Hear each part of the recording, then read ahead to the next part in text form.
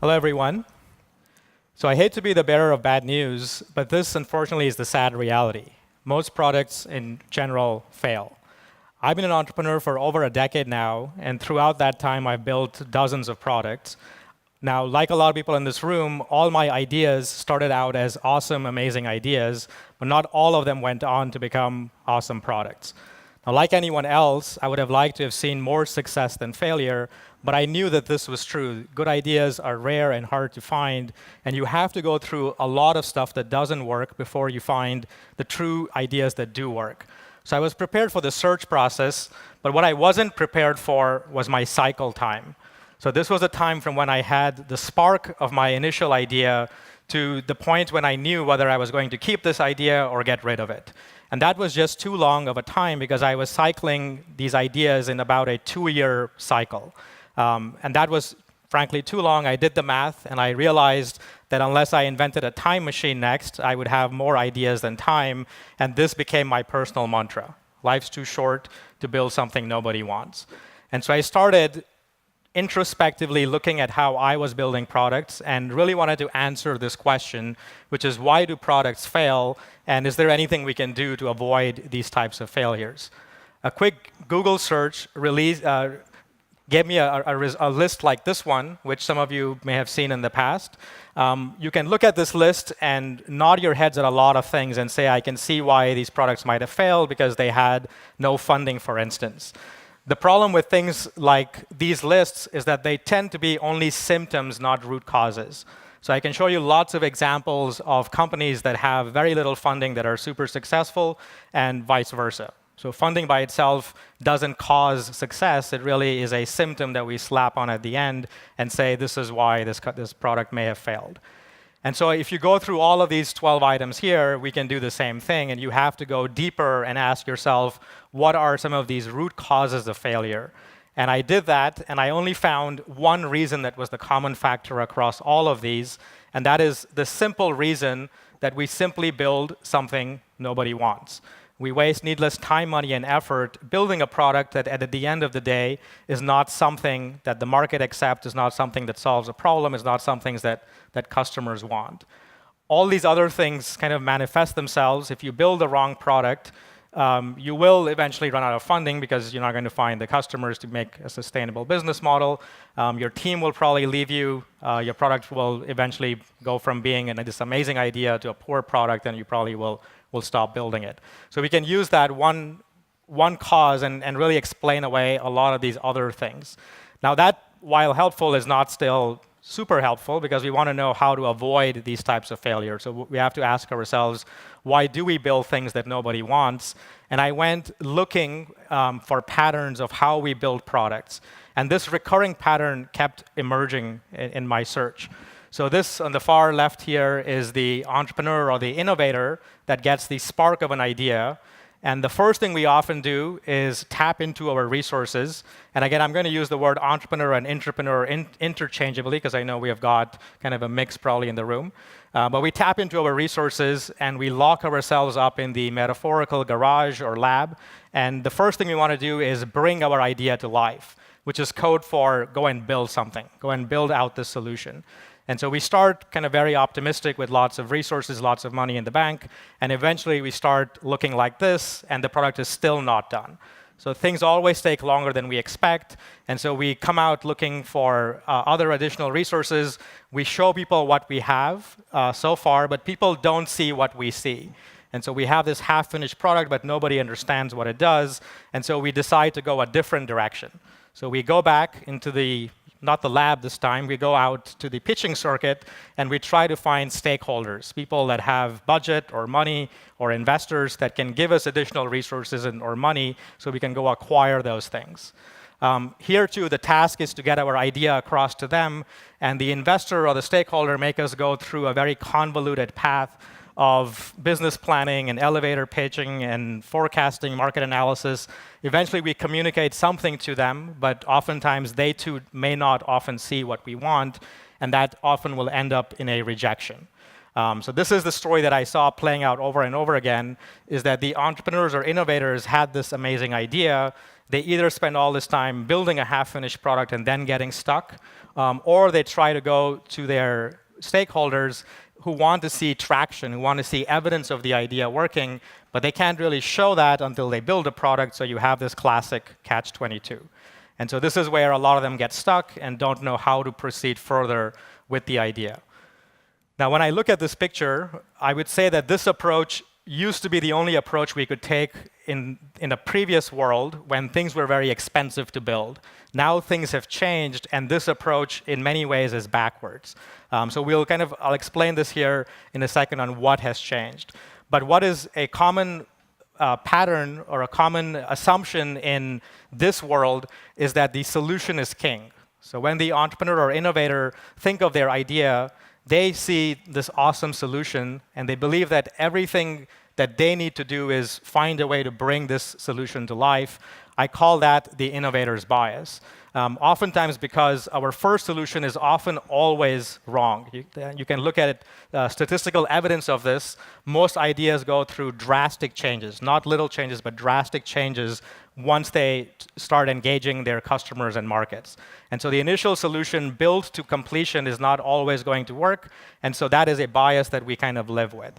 But when I talked about the world changing, the world has changed now where building things is no longer as difficult as it used to be. It used to be that even doing things with software was very difficult, but now with technologies like open source and cloud computing and the internet, we can build almost anything these days. There are still some very hard problems to solve, but the building part is not as hard as it used to be. Things are cheaper, things are faster, things are more accessible. I use software, but even if you go into the manufacturing world, into the hardware world, there's lots of progress we have made in iterative methods of building that we have established a very mature discipline of building things. The bigger question to ask ourselves is, if we build this, will anyone care? And that's kind of the flipping of the risks that needs to happen. It's not enough just to build something, you have to build something that people want. So that leads us to the first insight or the first key to innovation, and that is changing your mindset from thinking of your solution as the product and instead thinking of the entire business model as a product. And I'm not just using the word business model as in a business planning sense, because we've been doing that for a while.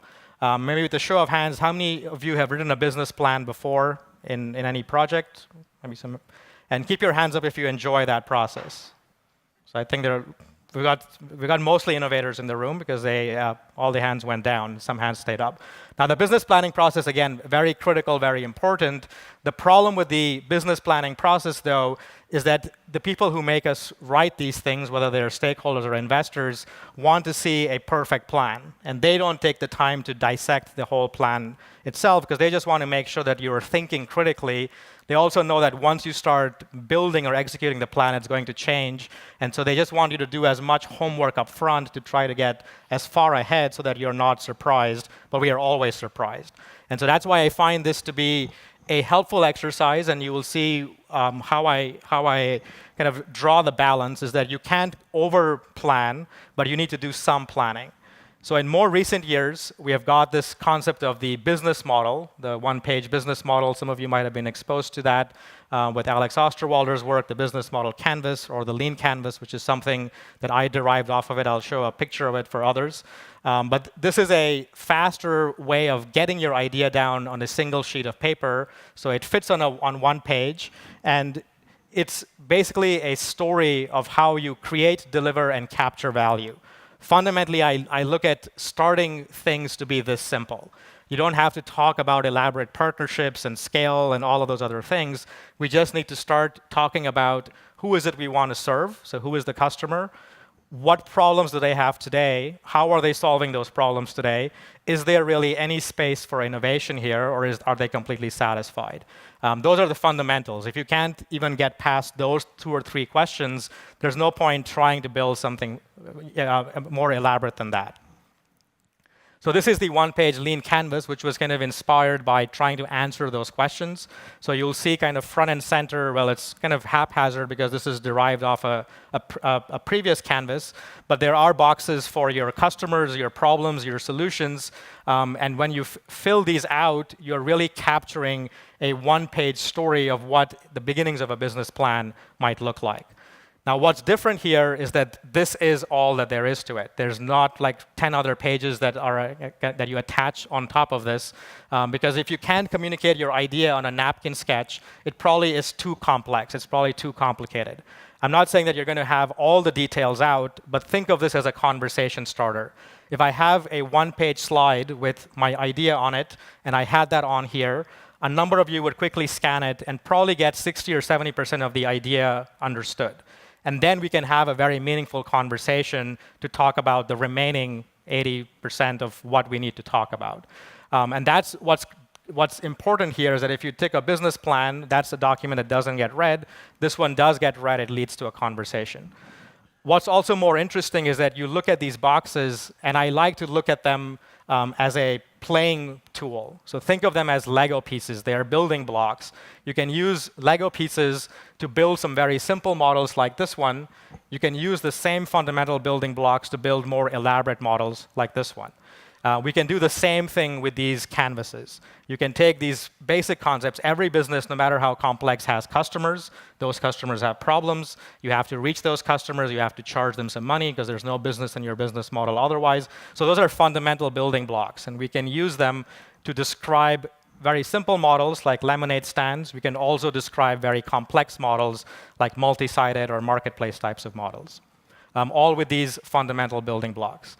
So I wanted to take a second to kind of highlight some of the differences between the lean canvas and the business model canvas, because a number of you in the room have probably seen one versus the other.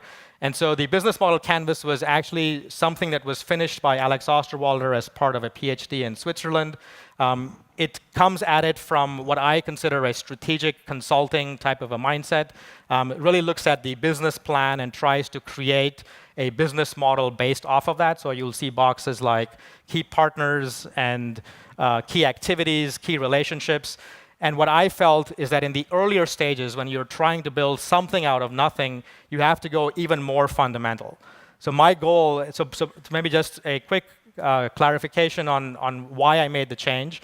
Alex Osterwalder released his canvas under a Creative Commons license, so he did want people to riff and come up with their versions of it, and so I began tweaking the business model canvas and came up with the lean canvas by removing 4 boxes and replacing them with 4 new boxes. My goal was not trying to create something necessarily better, but something different. So I wanted to come at it at a more basic kind of paradigm, which to me was coming at it from a customer problem mindset. Because as I described early on, if you don't have a problem that you're solving that is worth solving, none of the other things really matter. It's going to be hard to find partners or hard to build any relationships unless you're really solving those fundamentals. So that's where the lean canvas comes in. I would encourage all of you, if you've never seen either one, to go and check them out and experiment with both of them. Because it's a quick way of getting an idea out and, as I said, sharing it with someone else and creating that conversation. Now, creating the initial idea on a canvas, while helpful, is not the end.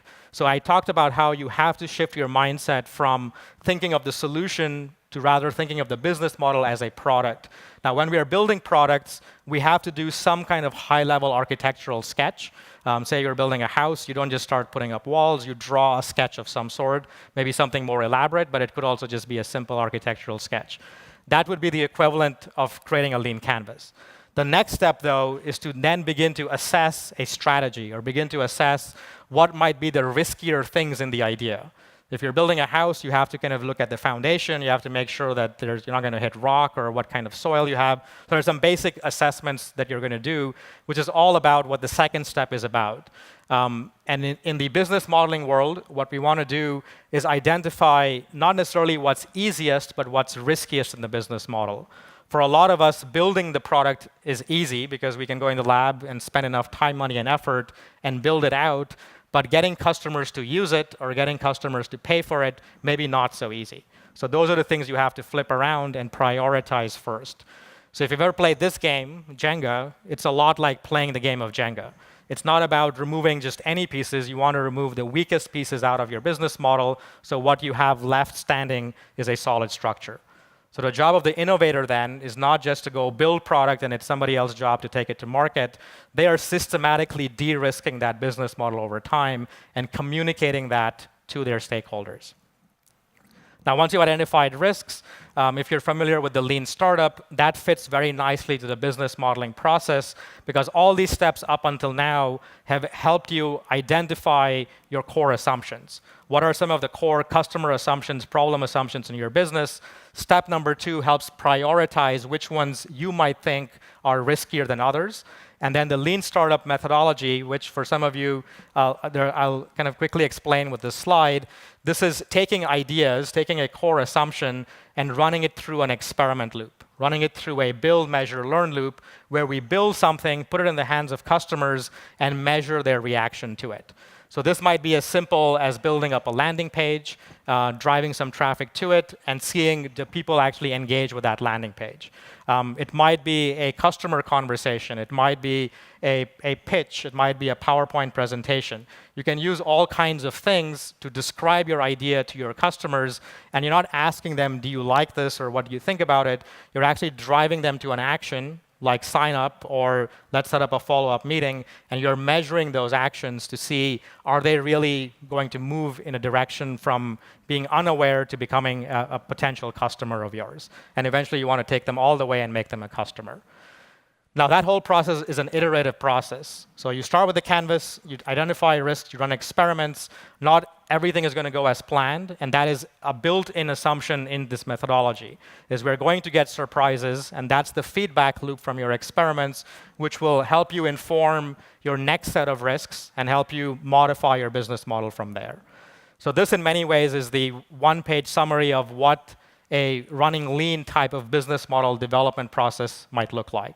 So again, it's a very iterative process, much like you would use Agile or Scrum or design sprints or lean manufacturing. But rather than building product, you're building the business model in this iterative fashion. So that, in many ways, is the first kind of mind shift I wanted to share with you.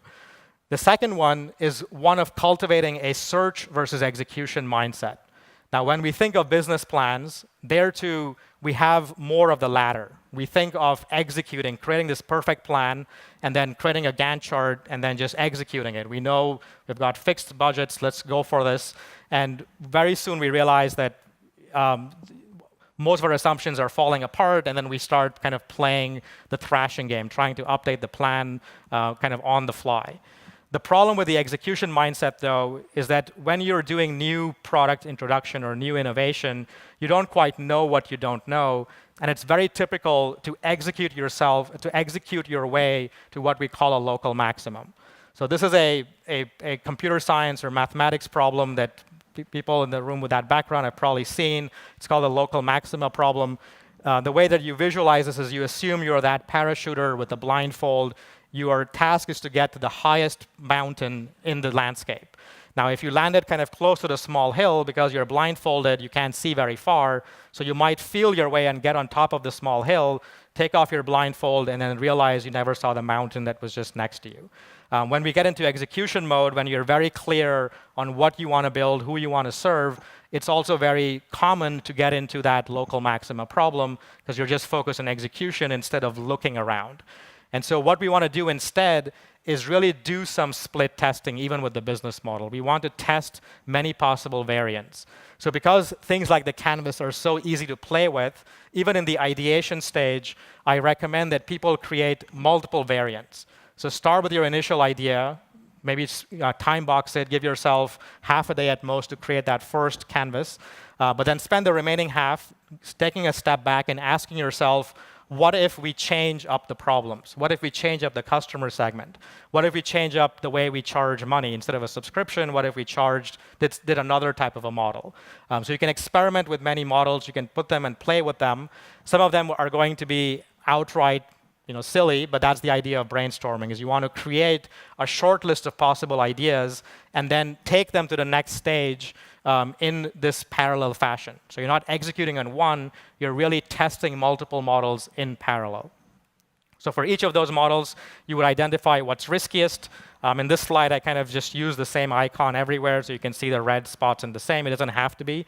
Some products might have more technical risk, other might have more market risk. So they might be all over the place. But then you start this process of iteration. So this is where you start running experiments.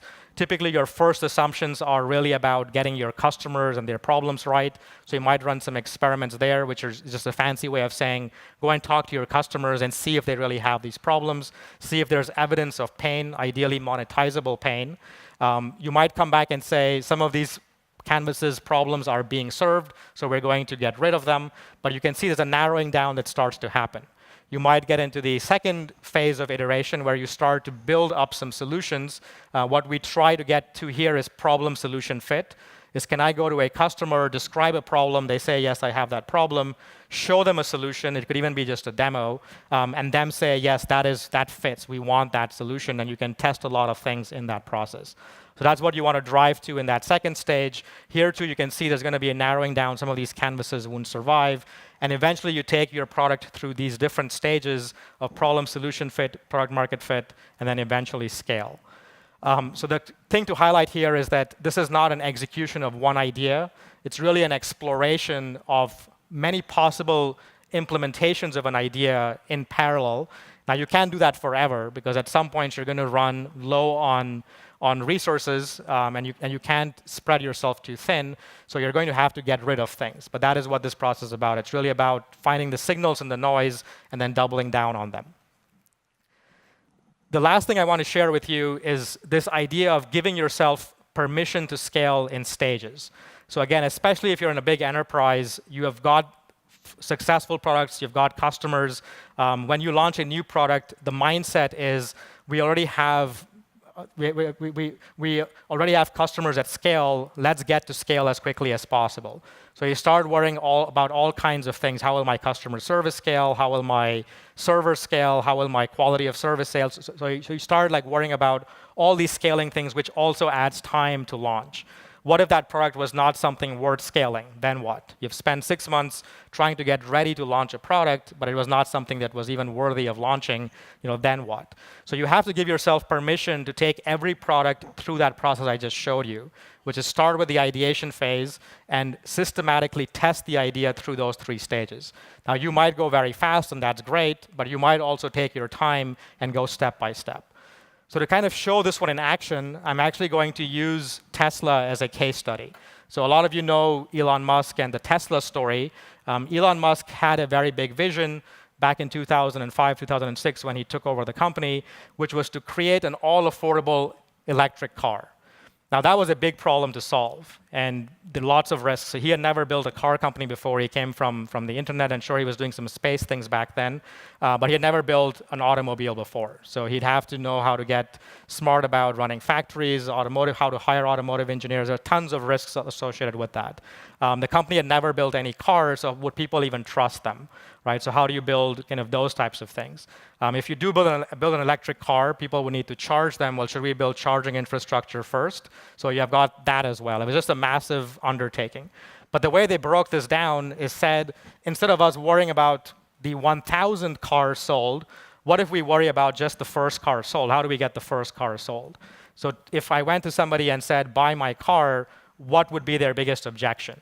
And that would be how you might find your starting risks, your initial riskiest assumption. So looking around, when they talked to people, people said, we love the idea of electric. People were buying hybrid cars. The big problem back then was the range. So electric cars could only go so far. Back then, it was only maybe 50 kilometers, which would be like 30 miles, on one charge. And that was a non-starter for many, is that if you give me an electric car that can only go 50 kilometers, that would just be a fun little thing. I couldn't use it for long commuting. So that was a big problem that they had to solve, but they narrowed down and focused on that because that was their single domino. If they can't solve the range problem, it doesn't matter if they've got charging infrastructure anywhere. No one's going to buy the car and be charging it multiple times a day because it would take hours to charge. So that's what they set their eyes on, and they realized that we are actually in the business of building a battery and not a car, and so they even short-circuited the process even further. They went and launched their first car. This is the Tesla Roadster, but it's not even a car they built themselves. This is a car they licensed from Lotus. So they went to Lotus Motors and said, give us permission to take out your combustion engine. We've got this battery we're building. We'll eventually put it in there, put our logo on it, and sell it as our car. Is that okay with you? And of course, there was a licensing agreement of sorts, which was probably expensive. But they set that in motion, and they went ahead and started marketing this car and got customers to prepay for this car with no delivery date. So these are your early adopters who really like what you're doing and like where you're going. They wrote big checks as a down payment, and 3 years later, they got these cars delivered to their doorstep. And they drove them around, and in that process, Tesla was able to validate that they can build a battery. Now, notice they short-circuited a lot of other risks. They didn't have to build factories. They didn't have to hire automotive engineers because they didn't have to really build a car. So that's a way of getting your product to market faster, taking a very non-traditional route of really identifying what's riskiest and starting with that. Now, the interesting question to ask here is that why start with the very expensive sports car? So Elon Musk's vision was to build an affordable electric car. $30,000 was his target price point. So why start with a $100,000 plus car? That too was a careful part of their strategy. So if you think about this sum, if they had started with a cheaper car and swapped the combustion engine for the batteries, there probably would be more people buying it than that really expensive sports car. Most of us would want to buy this car, but many of us couldn't afford this car, so it would just be one of those bucket list items, but we never would act on it. But if this were a cheaper car, $30,000, $40,000, a number of early adopters in this room would have probably bought that car, to a point where Tesla would have to deliver the car, and it would have to be at a much higher level of quality. And what I mean by that is that you would probably demand, because it would be a primary vehicle, you'd probably demand charging infrastructure. You'd probably demand places you can take your car to get them fixed and places you can buy them from. And Tesla didn't have any of those. So what they did instead is by picking a really expensive sports car, they were able to actually reduce demand for this car by raising price. And they could make it so that the people who were buying these cars were typically people who had enough money that this wouldn't be a primary vehicle. This would be a second or third car. And so they wouldn't be as demanding on the car. So this was a great compromise, and this is what we're looking for when we're looking for early adopters. So even if you're in an enterprise, when you launch early products, you're not looking for your tier 1 customers because they will demand everything from you. You're looking for your tier 2 or tier 3 or tier N customers who are early adopters like those early Tesla Roadster drivers that can take a less than perfect packaged car because they are interested in the core unique value proposition that the car provides, which is it's electric, it goes fast. In this case, it's a sports car. And that's what they were really buying. They didn't care about all the other things. And so the way the car was sold, it was sold over the phone, over credit cards. There was transactions, probably invoicing and stuff like that. A very manual process. The way the car was delivered, somebody brought it to your home. If you had a problem with the car, you would call a number, which is the concierge service. Somebody would come to your house and actually fix the car, which is great for you, the buyer, but doesn't scale. And again, that's the idea here. And the message I want to bring in is that you are doing things in the beginning that don't really scale until you are ready to scale. So you have to give yourself permission to scale. Now, once Tesla went through enough of these Roadster cars and learned a bunch, they then moved into their stage 2, which was the Model S. Even there, this was not a $35,000 car. They went from a very expensive licensed sports car to a very expensive car they built themselves. So they said, our next risk is for this business model to work, we can't keep licensing because that model wouldn't work. We have to build our own cars. So to do that, they only changed one thing, which is keep the price the same, but let's actually build this car ourselves. So that was the next risk they took on. They got good at building cars. They shipped these cars. While they were building these cars, they released them in small batches, so you had to wait for them. You had to wait several months. So they were not just making it available to everyone instantaneously. And this doesn't kill a brand. It actually helped build a brand. So this was a company that wasn't well known, well trusted as a car maker, but over time, people began to trust it more and more. It also gave them time to build their infrastructure. The charging infrastructure got built. The website for how you buy the car got built. The retail outlets got built. So all these things happened in parallel. They didn't all have to happen at once. Once they had enough success with this, they entered their third stage, which was all about building their more scalable story of this, which was the Model 3. When they launched this car several months ago, earlier this year, they had a kind of a record launch. In less than a week, they had 200,000 orders, which is called one of the biggest launches of all time. Of course, these are down payments for the car, but the demand for this car was so great at that price point, and that wouldn't have happened day one because a lot of people had issues with, can Tesla really build this car? But by now, they have shown it through proxy that they can. So this, again, is a counterintuitive way of thinking of how to get to scale, not by going to scale immediately, which would create all kinds of headaches and risks, but rather doing it in this systematic fashion. And that was the third kind of mindset to kind of leave you with. So I'll wrap this up with one final takeaway, which in some ways summarizes everything I've said with something that you can kind of hopefully remember and then apply. So I started this by talking about how most of us have this bias. Most of the innovators in the room will start with a solution that we want to bring to market, but we have to realize that you can't brute force a solution. Building a solution or starting with a solution is like going out and building a key, but not knowing what door that's going to open. So once you have the key, we now start thinking about what doors we can open. We start trying a bunch of doors. Some open a little bit, some open all the way, but that's not a very optimal way of going about it. So all these things over here, the Internet of Things, blockchain, or I can go on with a lot of things. These are the current things right now.